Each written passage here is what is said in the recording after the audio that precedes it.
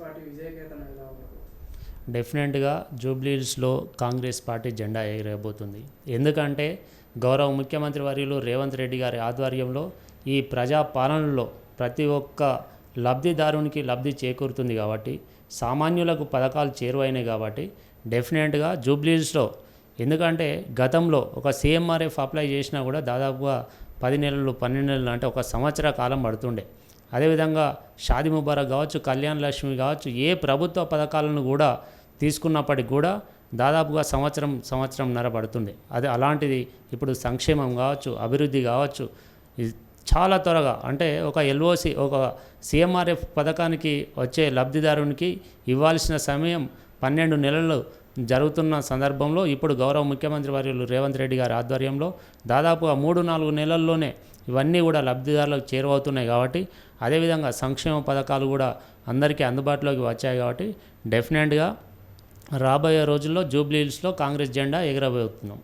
అలాగే రేవంత్ రెడ్డి గారు తన సొంత ప్రయోజనాలకే ప్రజాధనాన్ని ఉపయోగించుకుంటున్నారు బీఆర్ఎస్ నాయకులు. మీరేమంటారు? ఇప్పుడు బీఆర్ఎస్ పాలన అంటేనే ఒక రాజరిక పాలన. బీఆర్ఎస్ పాలన అంటేనే ఒక చక్రవర్తి రాజు, సామంతరాజులు, ఒక చెలికత్తెలు, అలాంటి పాలన బీఆర్ఎస్ పాలన. బీఆర్ఎస్ పాలనకి ప్రజాపాలనకి గౌరవ ముఖ్యమంత్రి వర్యులు రేవంత్ రెడ్డి గారి పాలనకి అసలు పోలికనే లేదు. మీరు చూశారు, ఒక మినిస్టర్ కావచ్చు, ఒక సర్పంచ్ నుండి మినిస్టర్ వరకు గౌరవం లేని పాలన అప్పటి బీఆర్ఎస్ పాలన. ఇప్పుడు కాంగ్రెస్ పాలనలో గౌరవ ముఖ్యమంత్రి వర్యులు రేవంత్ రెడ్డి పాలనలో ప్రతి ఒక్కరు కూడా ప్రజాస్వామ్యంలో ప్రజలకు ఎంత స్వేచ్ఛ ఉండాలి, ప్రజాస్వామ్యంలో ప్రజల అవసరాలు ఏ విధంగా తీర్చుకోగలుగుతారు అనేది మనం కాంగ్రెస్ పాలనలోనే చూస్తాం, కాంగ్రెస్ పాలనలో ఇప్పుడు చూస్తున్నాం. రేవంత్ రెడ్డి గారు ఎన్నికల సమయంలో ఇచ్చిన 6 గ్యారెంటీలను పక్కకు పెట్టి రాజకీయ కక్షలతోటి రాజకీయ కేసులు నాయకుల మీద పెడుతున్నాడు. ఇప్పుడు రాజకీయ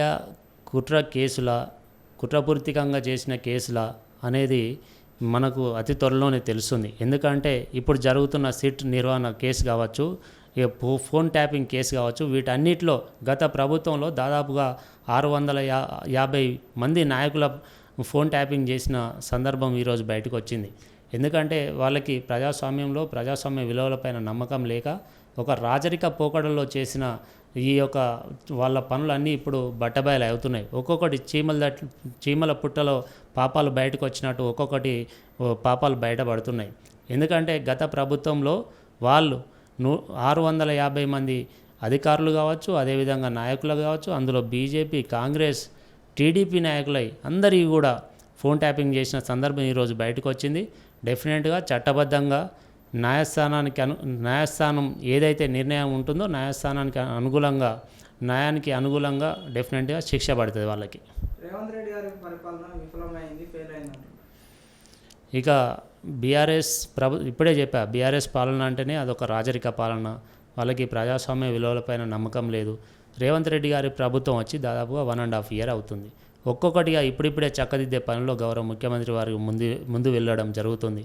మనం చూసాం, సన్నబియ్యం పథకం కావచ్చు, మహిళలకు ఉచిత బస్సు ప్రయాణం కావచ్చు, అదేవిధంగా 200 యూనిట్ల విద్యుత్ ఫ్రీ కావచ్చు, 500కే గ్యాస్ సిలిండర్ కావచ్చు, ఇలా ఒక్కొక్కటి ప్రజలకు చేరువయ్యేది. ఒక పేదోడు, ఒక ఉన్నవాడు, పేదవాడు ఒకే రకమైన అన్నం తినాలనే కలగన్నది గౌరవ ముఖ్యమంత్రి వర్యులు రేవంత్ రెడ్డి గారు. అందుకే పేదవాడి కంచంలో ఏదైతే సన్నబియ్యం ఉంటుందో అదే ఉన్నవాడి కంచంలో ఏదైతే సన్నబియ్యం ఉంటుందో అదే పేదవాడి కంచంలో ఉండాలనే కలగన్న ముఖ్యమంత్రి వర్యులు ఎవరైనా ఉన్నారంటే అది గౌరవ ముఖ్యమంత్రి రేవంత్ రెడ్డి గారు.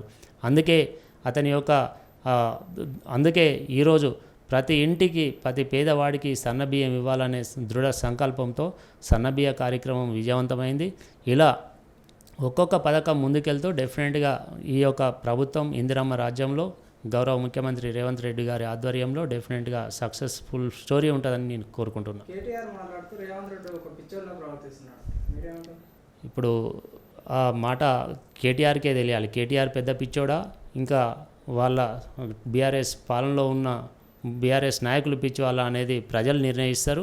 ఎందుకంటే వాళ్ళకు అధికారం కోల్పోయి 1.5 year అయినా, సంవత్సరంన్నర కాలం పట్టినా కూడా ఇంకా అధికార భ్రమలో ఉన్నారంటే, ఇంకా ప్రతిపక్ష పాత్రకు రావట్లేదు అంటే, అధికారంలో ఉన్నట్టే బిహేవ్ చేస్తున్నారంటే కేటీఆర్కి పిచ్చి ఉందా, మరి వాళ్ళ పార్టీకి పిచ్చి ఉందా, కేటీఆర్ నిర్ణయించుకోవాలి. అలాగే కాళేశ్వరం విషయంలో కేసీఆర్ని పిలవడం ఒక రాజకీయ దురుద్దేశంతో పిలిచారు. కేసీఆర్కు ఉన్న క్రేజ్ని చూసి రేవంత్ రెడ్డి తట్టుకోలేకపోతున్నారు. ఇప్పుడు 1,00,000 కోట్లు ఖర్చు పెట్టి 1,00,000 కోట్లు ఒక ప్రాజెక్టులో పోసి నీళ్ళల్లో పోసినట్టు చేసి ఒక ఎకరానికి కూడా ఈరోజు నీరు ఇవ్వలేకపోతున్నాం. 1,00,000 కోట్లు ఖర్చు పెట్టి ఒక ఎకరానికి నీరు ఇవ్వకపోవడాన్ని ఏమనాలి? వాళ్ళని పిచ్చోళ్ళు అనాలా? ఇంకేమనాలి?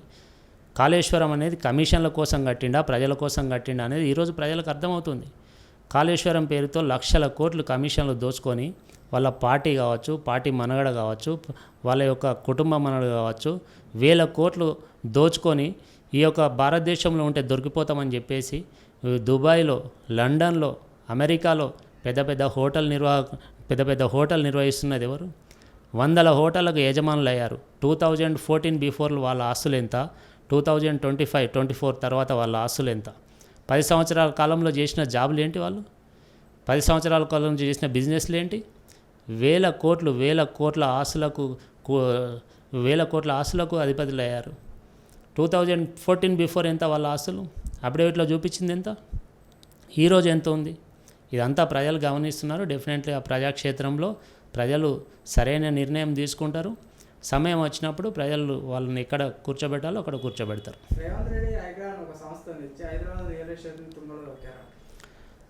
ఇది ఇప్పుడే అంటే ఈ వైట్ షర్ట్ వేసుకున్నాను అండి నేను. ఈ వైట్ షర్ట్లో మొత్తం వైట్ కనిపించేది ఎవరు పట్టించుకోరు. ఎక్కడో చిన్న డాట్ మరకనే అది భూతార్థంలో పెట్టి చూపిస్తారు. అలాంటి పాత్రను ప్రతిపక్ష పార్టీలు హైడ్రా గురించి పోషిస్తున్నాయి. ఈరోజు హైదరాబాద్ నగరంలో ఎన్ని మంచి పనులు చేసింది అనేది ప్రజలు ఇప్పుడిప్పుడే గమనిస్తున్నారు.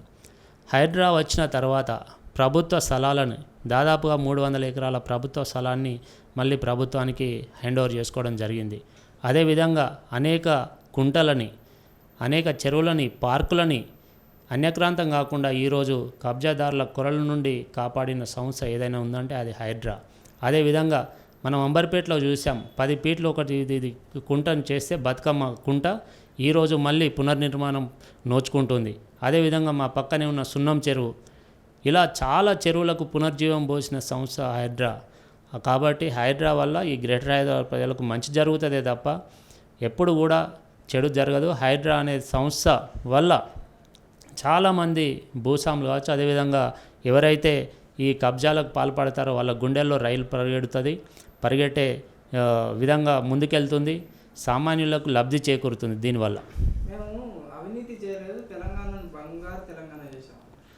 ఇప్పుడు బంగారు తెలంగాణ చేశారా, అవినీతి తెలంగాణ చేశారా, మత్తు తెలంగాణ చేశారా, గంజాయి తెలంగాణ చేశారా అనేది ప్రజలు చూస్తున్నారు. ఎందుకంటే 10 సంవత్సరాల కాలంలో ఎంతమంది యువత మత్తుకు, గంజాయికి అలవాటు పడ్డారు మనం చూస్తున్నాం. ఎందుకంటే తెలంగాణ వచ్చిందే, తెలంగాణ తెచ్చుకున్నదే నిధులు, నియామకాలు వీటి గురించి తెచ్చుకున్నాం కదా, ఉపాధి అవకాశాలు వీటి గురించి తెచ్చుకున్న తెలంగాణను మొత్తం కూడా గంజాయికి అలవాటు చేసింది మన గత ప్రభుత్వం కదా. అలాగే రేవంత్ రెడ్డి గారు రైతులను పట్టించుకోవట్లేదు, రైతులను గాలికి వదిలేశారు. రేవంత్ రెడ్డి ప్రభుత్వం రైతు ప్రభుత్వం.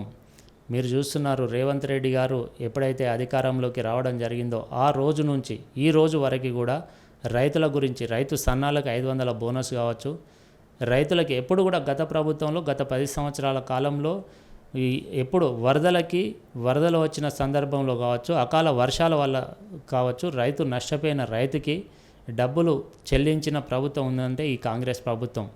దాదాపుగా 400 కోట్ల రూపాయలు మొన్నటికి మొన్న ఈ రైతులు ఏదైతే అకాల వర్షాల వల్ల నష్టపోయారో ఆ రైతులకి చెల్లించడం జరిగింది. రైతులకు అదేవిధంగా రైతులకి వాళ్ళు పండించిన వడ్లు అమ్మిన 48 గంటల్లో అంటే 2 రోజుల టైంలోనే వాళ్ళకు డబ్బులు పే చేయడం జరుగుతుంది.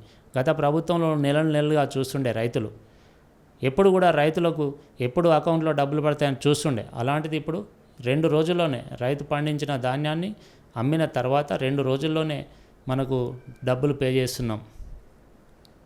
ఈ ఉప ఎన్నికల్లో కాంగ్రెస్ పార్టీ ఘన విజయం సాధిస్తుందంటారు. ఖచ్చితంగా మీరే జెండా ఎగరేస్తారా?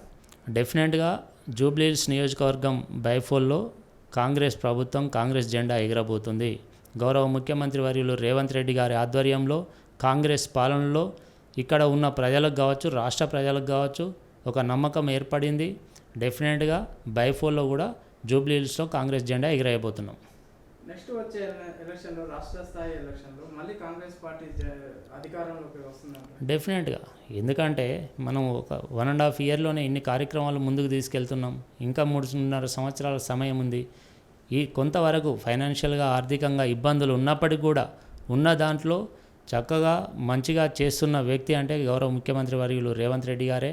ఎందుకంటే గత ప్రభుత్వం దాదాపుగా 8 లక్షల కోట్ల అప్పులతో ఈ ప్రభుత్వంని చేతిలో పెట్టిపోయినా కూడా ఒక్కొక్కటిగా చక్కదిద్దుతూ, ఒక్కొక్క పథకాన్ని అమలు చేస్తూ, ప్రజా సంక్షేమంని అమలు చేస్తూ, పథకాలను అమలు చేస్తూ, అదేవిధంగా 60,000 ప్రభుత్వ ఉద్యోగాలు ఒక సంవత్సరంలో ఇవ్వడం అంటే అది సామాన్యమైన విషయం కాదు.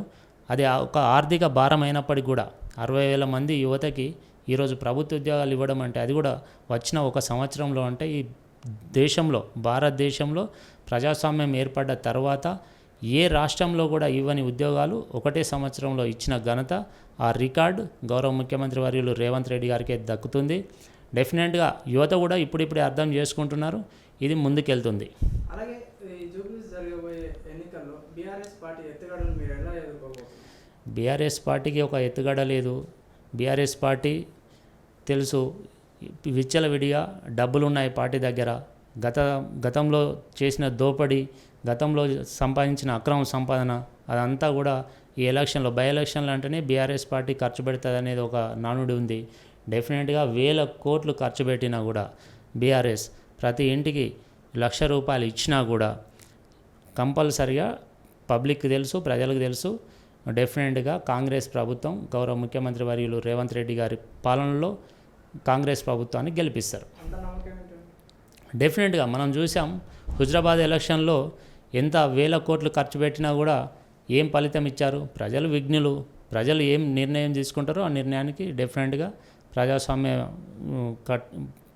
ప్రజల నిర్ణయానికి ప్రతి ఒక్కరు ఇది కావాల్సిందే కదా. సిఆర్ రెడ్డి అంటే ప్రజల మనిషి అంటున్నారు. మీరు ప్రజల్లోకి అంతగా చేరడానికి ఎలాంటి పనుల్లో పాల్గొన్నాయి? ప్రజలకు ఎలాంటి సేవలు చేశారు?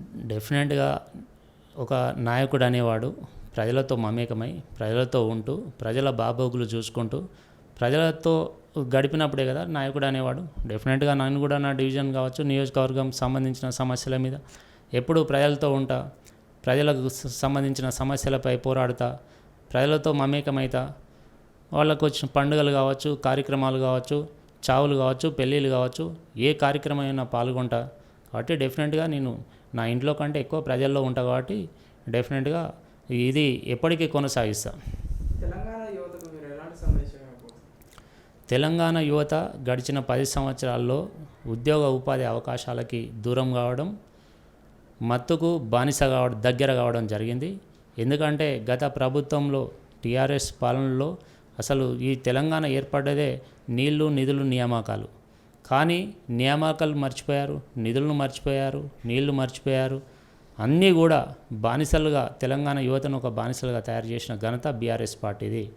ఎందుకంటే గతంలో, ఇప్పుడు, ఎప్పుడు కూడా గతంలో ఒక యువత ఒక ఉద్యోగం కోసం, ఉపాధి కోసం కష్టపడే తత్వం నుండి మందుకు బానిస, గంజాయికి బానిస చేసిన ప్రభుత్వం ఏదైనా ఉందంటే ఈ సమాజంలో అది బీఆర్ఎస్ పార్టీ. అలాంటి యువత ఇప్పుడైనా మేల్కోవాలి. గౌరవ ముఖ్యమంత్రి వారి రేవంత్ రెడ్డి గారి ఆధ్వర్యంలో ఉద్యోగ ఉపాధి అవకాశాలు కల్పించబడుతున్నాయి. యువత ఎప్పుడు కూడా ఆదర్శంగా ముందుకెళ్ళాలి. ఈ సమాజ నిర్మాణంలో, నవ సమాజ నిర్మాణంలో యువత పాత్ర చాలా ముఖ్యం. డెఫినెట్గా మత్తు, బానిస అలాంటిది కాకుండా ఉద్యోగ ఉపాధి అవకాశాలపైన ముందుకెళ్తే బాగుంటుందని చెప్పేసి కోరుకుంటున్నాం. Subscribe us and press the bell icon for more interesting updates.